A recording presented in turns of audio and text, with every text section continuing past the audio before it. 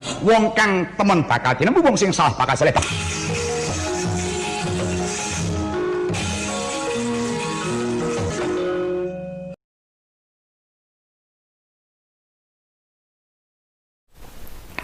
Assalamualaikum dulur.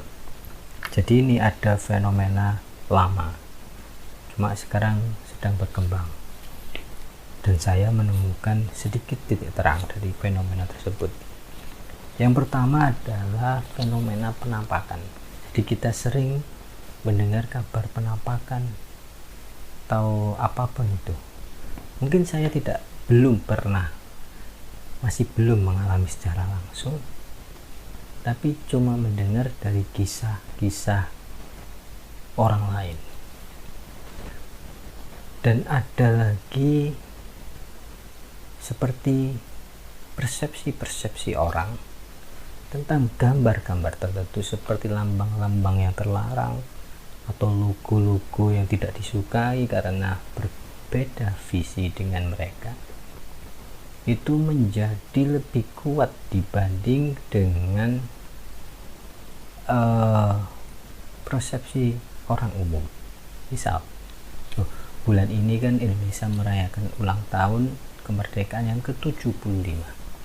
Nah, yang dipermasalahkan adalah di gambar itu ada gambar mirip logo agama lain. Jadi ada beberapa tokoh agama dari agama tertentu itu menyatakan bahwa logonya tidak cocok karena berbentuk simbol agama lain. Itu persepsi dari orang tersebut. Terus penampakan. Jadi misalkan ada pohon bergoyang, ada rimbunan pepohonan, itu dianggap penampakan. Atau sebuah batu yang ada memiliki corak tertentu dianggap ada tampilan kemunculan dari objek, dari benda tertentu, mungkin jin atau hantu. Saya akan baca artikel dari Klik Dokter. Judulnya adalah "Sering lihat wajah di benda mati, bisa jadi Anda mengalami pareidolia. Pareidolia. Ini kata-kata baru bagi saya. Pareidolia adalah kecenderungan bagi semua orang untuk melihat wajah atau pola tertentu di benda mati. Jadi misalkan kita melihat ada kayu dipotong, milik smile gitu. Terus saya cek di Wikipedia. Pareidolia adalah sebuah fenomena psikologi yang melibatkan stimulus samar-samar dan acak. Seringkali sebuah gambar atau suara yang dianggap penting. Contoh umum termasuk melihat gambar binatang atau wajah-wajah di awan, melihat pria atau kelinci di permukaan bulan, atau mendengar pesan tertentu di rekaman dimainkan secara terbalik. Jadi kalau ada suara direkam terbalik, itu kayak konsonannya ini seperti mengatakan sesuatu. Nah, gitu. Itu secara istilah. Secara bahasa, pareidolia ini berasal dari bahasa Yunani. Para yang artinya itu samping, maksudnya adalah kesalahan. Eidolon ya artinya adalah gambar. Dari gambar yang dipersepsikan secara salah.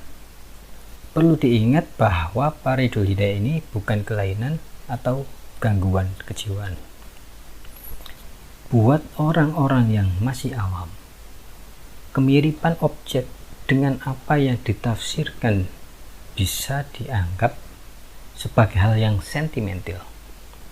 Bahkan ini kerap dianggap sebagai hal yang mistis, klinik, yang dihubungkan dengan mitos dan legenda. Padahal hanya kebetulan saja. Ini artikel dari Klik Dokter. Kenapa kok mereka bilang begitu?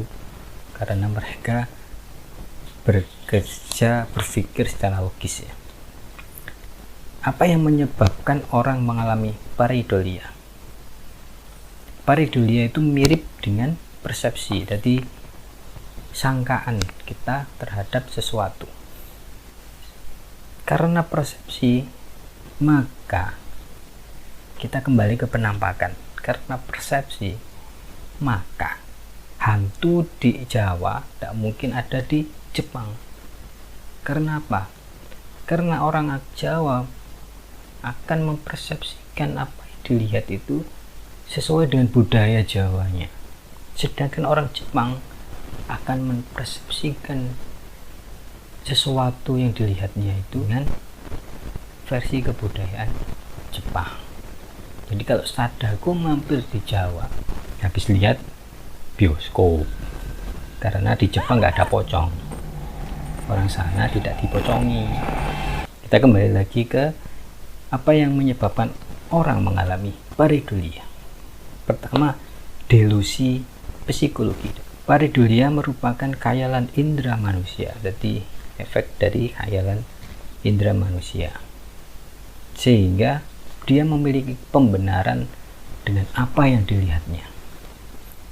Misalkan saja diyakini bahwa ada dinosaurus di wilayah A, misalnya di Argentina. Jadi sedikit-sedikit lihat batu, oh ini pasti dinosaurus. Sedikit-sedikit lihat batu lagi, oh ini mungkin fosil. Nah, seperti itu. Yang kedua yaitu metode bertahan hidup. Karena dengan pareidolia, orang akan dapat melihat wajah yang dikenalinya secara acak, walaupun dari jarak jauh, atau melihat sesuatu yang seperti dikenalinya. Seperti kalau kita berburu di hutan, ada samar-samar bentuk hewan gitu kan, buruan. Misalkan kita sedang berburu celeng, babi hutan, nah, ada samar-samar bentuk rusa, bentuk celeng. Nah, itu akan berfungsi, ini efek baiknya dari pareidolia ini, berfungsi untuk respon, gerak cepat. Yang ketiga adalah bagian dari seni. Jadi pareidolia ini memicu untuk timbulnya karya seni, seperti orang melukis. Kan kita tahu ada lukisan abstrak, yang tahu artinya itu hanya orang itu sendiri. Orang lain akan mempersepsikan lukisan itu dengan apa yang dia pernah alami, jadi berdasarkan pengalamannya masing-masing. Berkaitan dengan neurotisme. Neurotisme itu berarti kejiwaan, akal, otak ya. Neurotisme itu akal.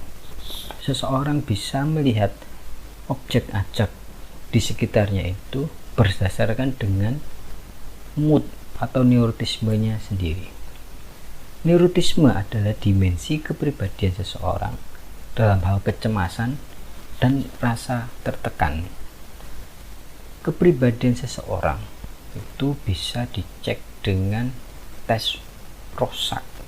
Saya pernah melakukan penelitian tentang tes Rorschach. Tes Rorschach itu dia meminta responden untuk mempersepsikan 10 gambar dari tes Rorschach.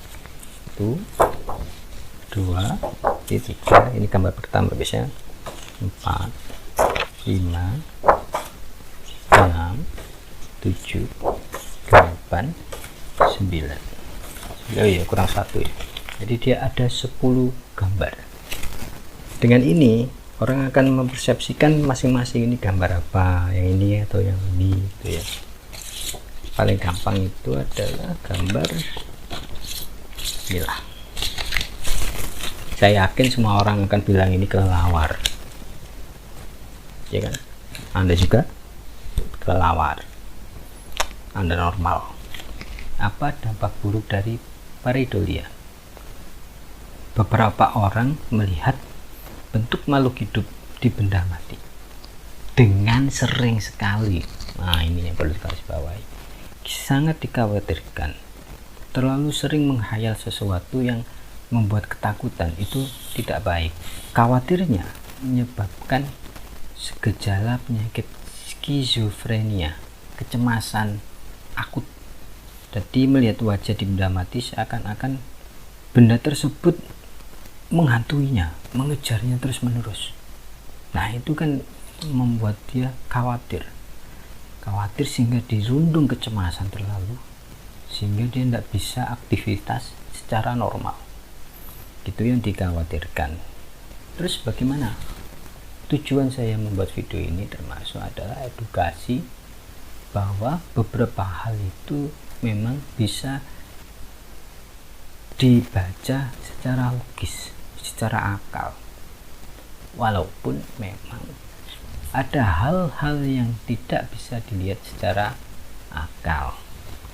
Dan dalam pandangan agama pun kita selalu diajarkan untuk berpikir positif, husnudon. Itu satu. Kedua, segala sesuatu itu perlu dikonfirmasikan. Misalkan Anda mendapatkan cerita dari pihak tertentu, menceritakan tentang khayalannya, tentang dia habis ketemu dengan sesuatu, belum tentu dia ketemu sesuatu. Oke? Saya kira cukup sekian video awal, sampai jumpa lagi di video berikutnya. Assalamualaikum warahmatullahi wabarakatuh.